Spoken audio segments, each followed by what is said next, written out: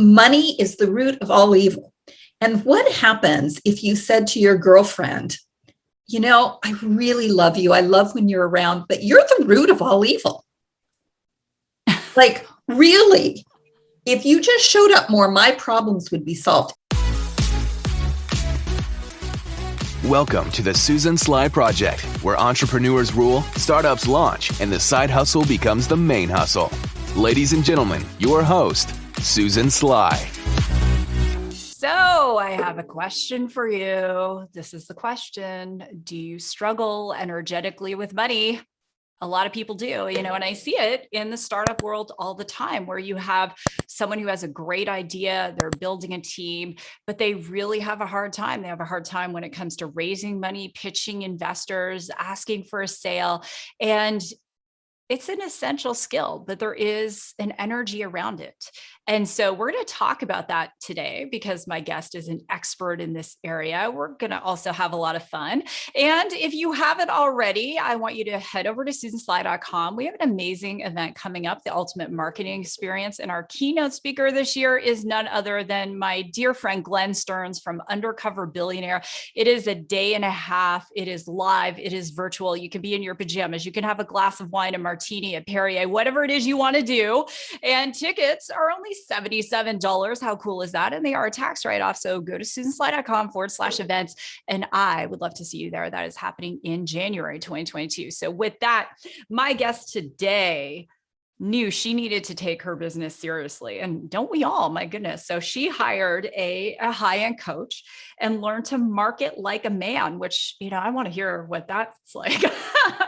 She doubled, then she tripled her income in less than a year, but she felt drained, uninspired, and restless. And I know that many of you can relate to that. She eventually embraced her womanness, her femininity. She aligned with herself and who she was meant to be. And she birthed the art of feminine marketing. And so it doesn't matter, a man or a woman, whoever you are, if you are struggling with that alignment, if you're struggling with money, this is the episode for you. So whatever you're doing, grab a pen, take notes, unless you're driving, don't do that, or on a treadmill or something. But my guest today is certified coach, business expert, and entrepreneur, Julie Foucht. So Julie, welcome to the show. Thank you. I'm so excited to be here. We're state neighbors. Julie's in California. I'm in Arizona. It's all good. So Julie, I want to jump in right now. We are in a very interesting crisis right now, the Great Resignation. We have people who are making decisions like crazy to leave jobs. And it doesn't matter what someone's belief is politically. We're talking, we've never seen this, millions and millions of people who are saying, no, I don't want to work in an office. No, I don't want to be told what to do with my life, with my body, with whatever. And so they're looking at starting a business and maybe they're not experienced. So what advice would you give to someone who says, I want to start a business and I've never started one before, but I feel like I have to? Well, this is going to sound a little self-serving, but it's to find a mentor, whether that be a coach or, maybe a previous boss or a girlfriend who's done it, or a boyfriend who's done it before you, and really find somebody who has walked the pathway. And I think for me, that's been the greatest, one of the greatest things that have led to my success is I have chosen mentors who have been where I am and who are where I want to be.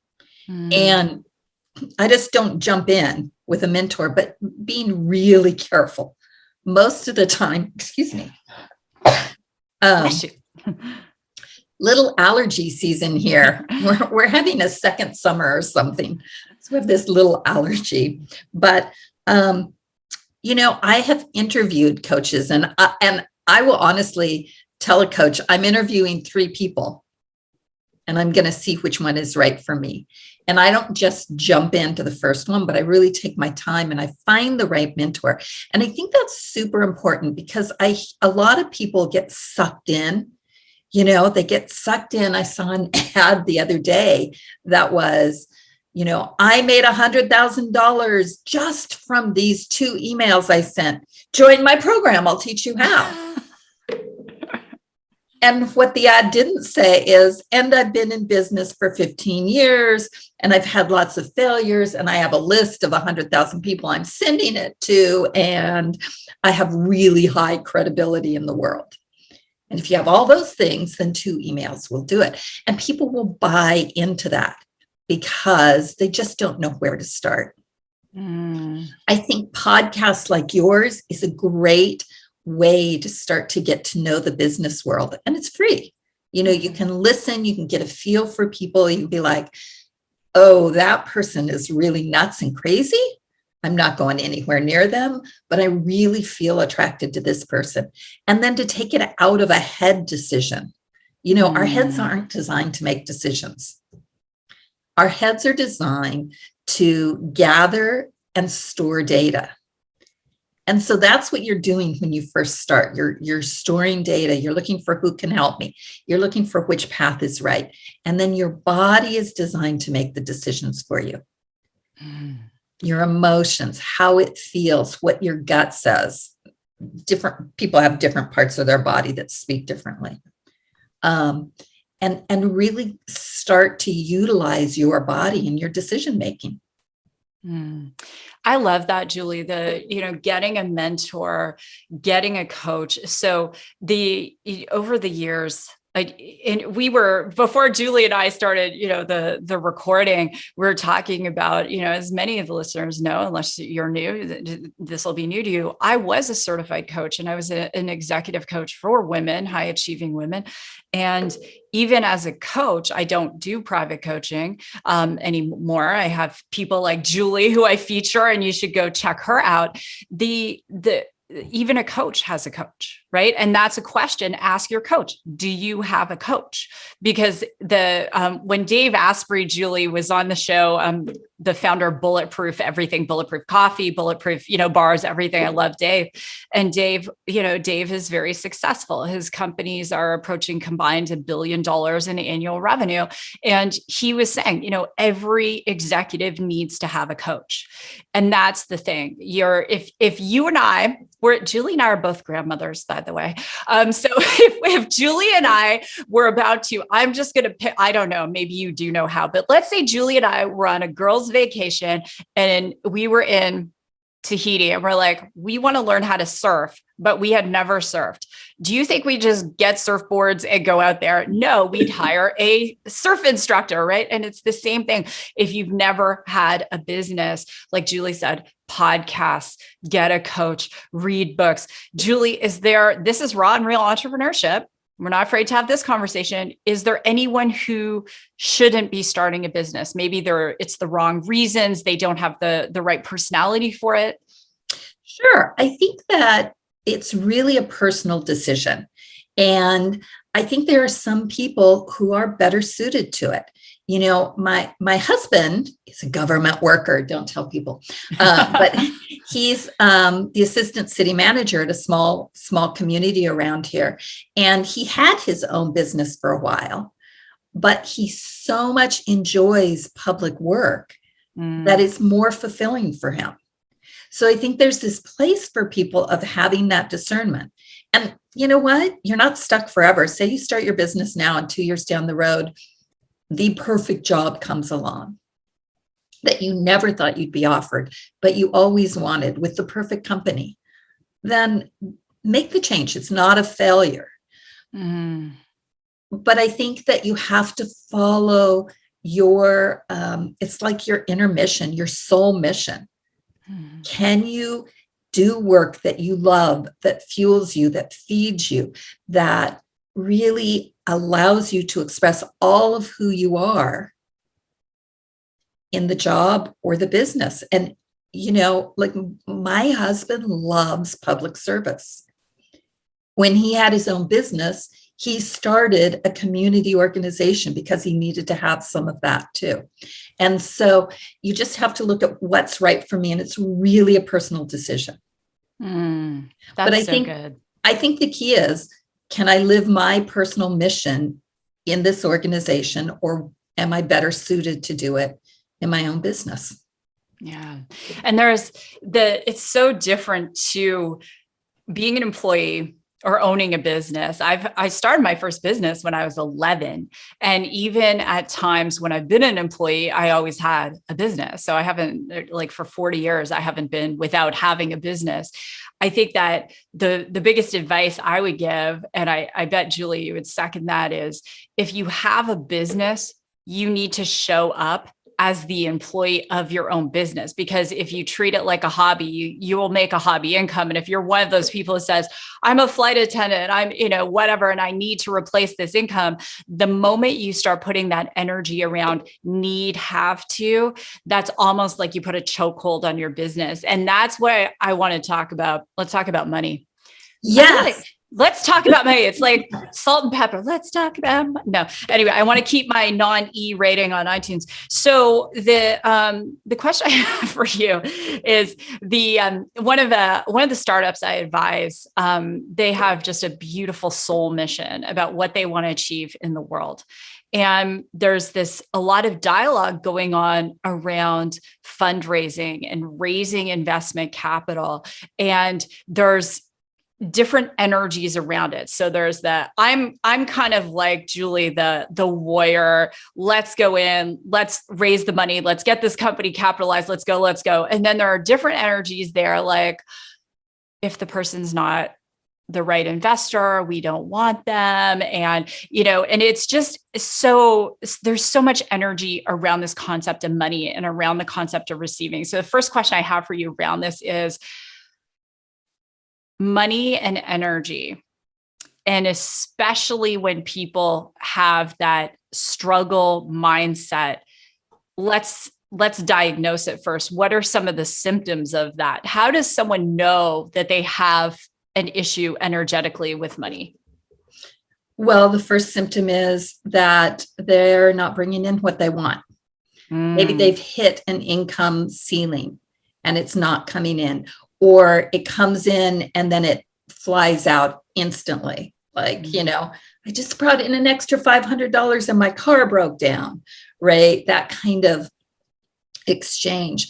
I think it's really important to understand where our money mindset comes from. And in our society, especially I think as women, but in our society, there's this underlying thing that money is evil. Right? Like money is the root of all evil.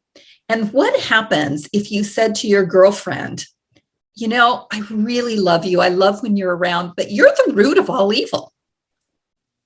Like really, if you just showed up more, my problems would be solved. But I don't really want to look at you. I don't want to look at my bank account. I just want you there when I need you. So could you come sit in the back room? Try not to be too evil, because I don't want a lot of evil around, right? If you were saying those things to a friend, you would lose the friendship. And yet that's the underlying thoughts that go through our head around money, right? There's this very Protestant, money is the root of all evil. If I'm a good person, then I won't have too much of it and I won't pursue it too hard. And it just filters into everything. And so we've got to do that mindset work. We've got to dig out those beliefs and separate them out. And the real quote is not money is the root of all evil. I think it's the love of money. It is. But I love the love of money is the root of all evil. And I'm going to just go all weird and geeky. So I might as well do that. My daughter's cat is making, if you're watching on YouTube, the cat is making an appearance in the video. So I just don't know what to tell you. If you're listening, he's a white Balinese cat named Theo. And so he's decided he needs to be a star in the video. So in the Hebrew, the original, when that was originally written, what it said was, if you put money, the love of money above God, then that is evil, but money itself is not evil. And so to your point, the Protestantism, I grew up in the Presbyterian church, that concept was so messaged, right? And so it became like, oh, it's glorious to be poor. It actually doesn't say that anywhere in the original translation of the Bible. So I just wanted to say that that's where that came from. I've had, so many different thought leaders on the show, Julie. I've never had anyone explain money the way you just did about being your girlfriend and how you would treat your girlfriend. And I love how you broke down the symptoms. So, you get a bonus and then suddenly your car breaks down, or there's, it's this in out. So once anyone listening, they're like, oh no, she knows me. She's seeing that. So what can someone do? How does someone begin to fix this? So the first thing is we need to change our mindset always, right? We always go inward first. And I'm going to use the word source energy being God energy, the universe, whatever resonates for you. And it's understanding that money is an energy of source. Money is an energy of appreciation. We give it to people in exchange for products and services that we want. And so it's an energy of appreciation. And when you begin to understand about money being this energy of appreciation, it switches the neural pathways that say money is bad, run. And so we begin to open up the pathway for more money to come. Now, there's some really cool tricks that you can, well, I don't know if they're tricks, but universal laws that you can then employ in order to open up for more money. And they're super simple, and people will look at me like, really? But when you try it, you begin to see. And the first thing is to understand what your desires are. Not the surface desires, not the, oh, my neighbor got a new car, now I need a new car kind of like competitive stuff we do, or the, oh, I'm going to go buy shoes because I got in a fight with my husband and that'll make me feel better. But the really deep desires, because the deep desires are things we're meant to have. We're talking about business people. I am meant to make a difference in the world. I am meant to take my clients on retreat to Bali. And if that's something that is your true deep desire, you've got to open up for source to source it, for source to bring the income so that you can do that. Okay, so here's how we're going to do it.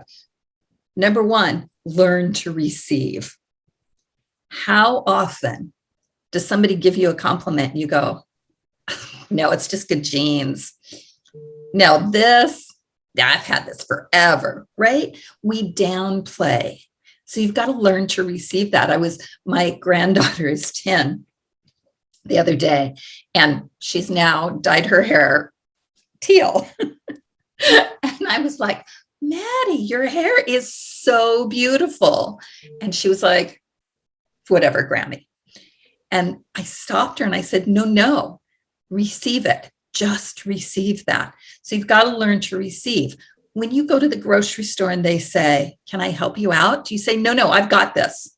I'm strong. Or do you say, oh, thank you, I received that gift, right? You've got to start learning to receive, even with your partner, your spouse or your kids, like, oh, honey, thank you for getting me the glass of water. I really received that, and really being open to it.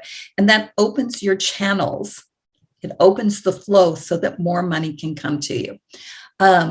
That's one trick. Okay, another one is the art of gratitude. And gratitude, the more we can be in gratitude for what we have, the more of that we will attract. I track my money daily. When money comes in, I have a little spreadsheet here on my desk and I write it down. And I'm like, oh my gosh, I'm so grateful. Such a miracle. That's so awesome. Thank you, money, for coming. And whether it comes from a client, a high-end client, giving me their debit card or their credit card number and, a big chunk of money, or whether it's I find 10 cents on the ground, I have that same attitude of, I love you, money. Thank you so much for coming, and opening to more money coming. And then there was one, oh, here's the other one. This is a ninja mind trick that I love, is the art of giving. So if you're feeling broke, if you're feeling like you just don't have enough, give to a cause you believe in, and give completely without strings.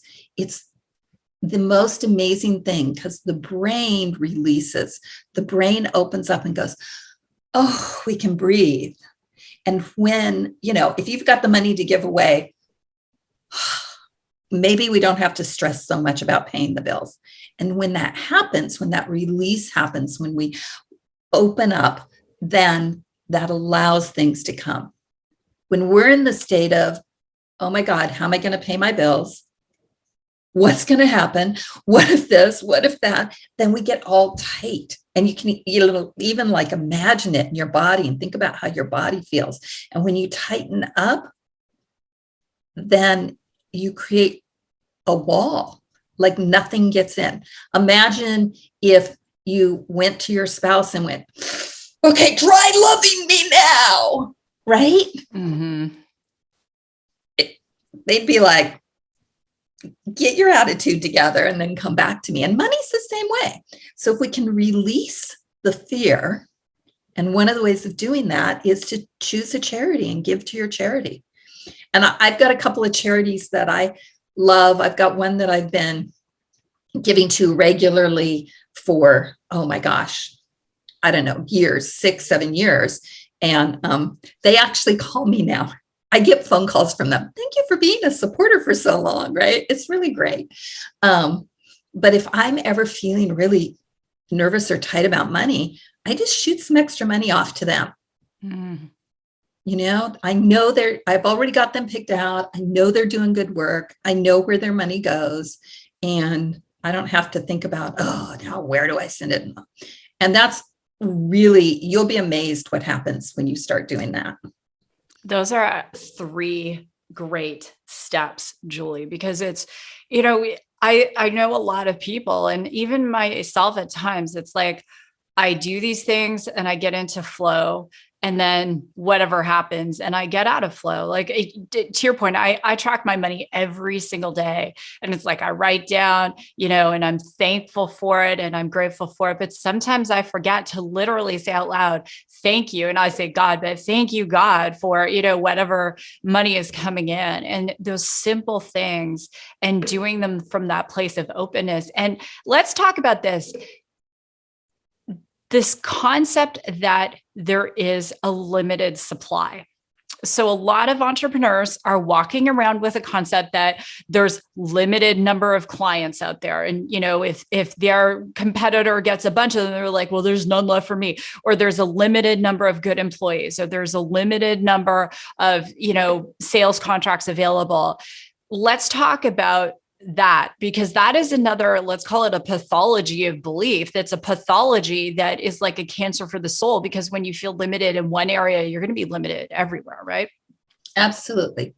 So if we believe that money is the energy of appreciation, and that money is a part of source, God, the universe, and if we believe that God, source, the universe is unlimited, then money therefore must be unlimited. Mm-hmm. When we get into competition shuts us down. It tightens the flow. When we are in collaboration, community connection, we open up. It also raises our vibration, makes us more attractive, so that more clients come. And if we just look at the numbers, how many millions of people, somebody told me this yesterday, I can't remember, how many millions of people are on the planet? How many of those do you actually need to be your client in order to be successful? Now, there's another piece of this we have to remember as well. And that is that clients are not responsible for our financial success. Clients do not make our financial success. Your spouse's income doesn't make your financial success. They're not the source of your success. Source is the source. God is the source. And when I remember that, and I don't always remember that, but I'll tell you, it's on the wall behind me here. It sits there, so I can see it. I've got a plaque I made that says, source is my source. when I remember that source is my source, I can let go. I can write copy without it having desperation, because the more desperation you put in your copy, the more you'll repel people. Yeah. I can have sales calls where I can let people be in their process of deciding versus me being in the process of pressuring and manipulating, which is a horrible place to start a relationship anyway. Yeah. Because source has got my back. And you have to remember that source, God, the universe, wants you to have a good life, wants you to have a good experience here on the planet, wants you to feel loved and supported, and will do everything that you will allow. It's all up to you. You have to allow. And source will do everything it can to support you. And it's unlimited. Source is unlimited. Source is love. Love is unlimited. So it's a mindset shift. And I will tell you, when I made that shift, not only did my income grow and my business grew and my credibility grew, but life just got easier. Like, it feels better. I don't have to be on a sales call going, I need this person to sign up. I need this person. Right? Like, I can be like, I can honor this person and let them be in their process. And they'll say yes or no, depending on whether it's right for them. It also has helped me in making sales, because occasionally I'll be in the space of, oh, this is not the right client for me. This is not somebody I'm meant to serve. And I'm able to say that because I don't need the sale. And that has nothing to do with what my income is that month. It has to do with the fact that I know that source is going to take care of me. Yeah. And that's powerful, because it's so easy for people to get caught up in that lack mentality, and so many things affect us. When we're hungry, when we're tired, when we're maybe feeling alone, or maybe we've gone online and watched a bunch of stuff or listened to a bunch of stuff that's really designed to scare us, and we find ourselves so closed up. And one of the things I do is sometimes I'll just open my arms, and this helps me remember not to be so wound up. Just open my arms and take a deep breath and say, thank you. Mm-hmm. And sometimes it's not even, Julie, for anything in particular. It's just, thank you. Okay. And now move on. And as you said, open up that energy, because from that place, when we starting this conversation with the Great Resignation, with all of these people we've never seen a climate like this before, with people switching jobs, walking away from jobs. I mean, in my 5 decades, I've never observed this. And the biggest thing, and I hope you're getting this loud and clear from Julie and I, is that if you're wound up, if you're in that lack mentality, if you're in the have to, must, need to, that's the wrong energy to start a business, to grow your business. But you don't need to spend months and months unwinding that stuff. You might just need to listen to this show again. Right. And honestly, Julie, I love that place of the reminders that even you, a highly respected, highly credentialed coach, have a reminder that you see all the time, that source is your source, right? And we do need those reminders. And my final question for you is that this concept of when someone has had a string of frustration, let's say they're pitching their startup and they've had close friends and family who've said, no, I'm not investing in you. But they've just, I can think of someone I know, and they've just had, no after no after no. And this has been going on for months. What do you say to that person who says, Julie, what do? I just feel like I've lost my ability to attract.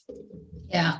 I think the first thing would be to pause, right? Really pause, come back to what your mission is, come back to the reason that you started this, and start to rebuild your passion for that. And that would be the first thing. You're going to get no's, you're going to have failures, you're going to have People say no to you. You're going to have launches that fail. That's part of being an entrepreneur. I've been doing this since 2003, and I've had massive failures. And the people who are successful are the people who learn to fail forward. So the first thing is to pause, to really get recentered in what your purpose is, in what excited you in the first place. And then go back. There's this great book by Daniel Coyle, I think is his name, called The Talent Code. Mm-hmm. And he talks about how genius is made. Yeah. Same thing in business. Go back and go through the process. And where did you get off? Maybe it's that your pitch wasn't strong enough in the beginning. So you look at that and you make the tweak there and you try again and you see if that works better. Maybe you're asking the wrong people, right? Are you going to the wrong people? Maybe there's something that happens to your voice when you're making your pitch or when you're making the sale.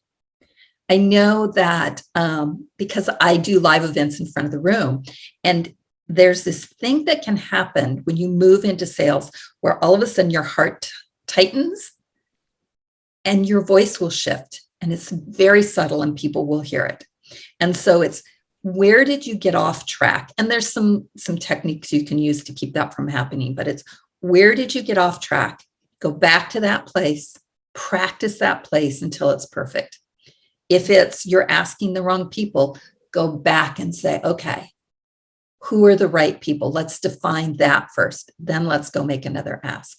If it's that your voice gets all tight and twingy when you're doing it, then practice stopping and breathing at those moments where you start to get, if you're in the middle of a pitch, if you're in the middle of a sale and you're feeling that tightness, stop. Don't try and play through it. Stop and take 3 breaths. Nobody will care. And you'll be able to finish the pitch in your power. So really do the dissecting where it's not happening, and then practice that and keep failing forward. If you go from failure to failure, you will continue to grow your business, improving each time until the number of failures become fewer and fewer and fewer. I've been at this a long time. Like you, my first business was when I was 12. It's actually still running in the town I grew up in. What is the business? We all have to know this now. I was a little smart ass. I grew up in this little town, touristy town in the mountains of Southern California. And I saw somebody dump a bag of trash on the ground, and I picked it up and dumped it back in their car. Of course, upside down, right? Because I was a little smart aleck. And so one of the guys in town told me he would give me a dumpster, and I could sit on Sunday afternoons. I would sit in front of the dumpster and people would pay me to dump their trash so they didn't have to haul it home with them, people who'd been there for the weekend. And I made quite a bit of money that summer collecting trash. And if you go back to that town now, there's a big permanent dumpster that on Sundays you can go down there and pay somebody to dump your trash. So it was a great idea that took off.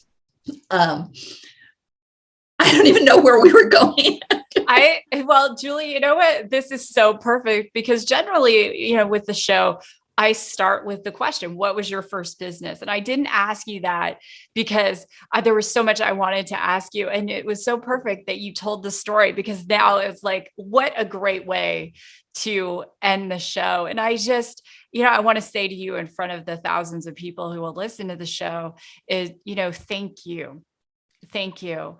And I would encourage, as Julie coaches high achieving women, and go to her website. And we were laughing before the show because originally, being Canadian, I want to make everyone's last name French, but it's Foucht, not Foucht. But if you are in France, which we have listeners in France, if you're in France or Canada, it would be Foucht. You'll want to say Foucht too, but it's Foucht. So go to juliefoucht.com, and on Twitter, it's @JulieFoucht, and on Instagram, It's the art of feminine marketing. And so Julie and I would love, if this show has been helpful, please share it on your social, tag us.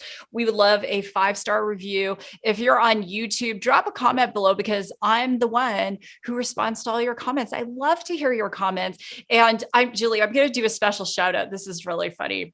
So my number one fan of the show is my dad. So we know there's at least one person, and he sends an email to all his friends. His name is Joe, every single week, to all of these people. And so he just sends an email. This is Susan's latest show. So if you would like to say a special message to my dad's friends, including Chris Gravel is one of them. If you would like to say a special message to my dad's friends, I would love that.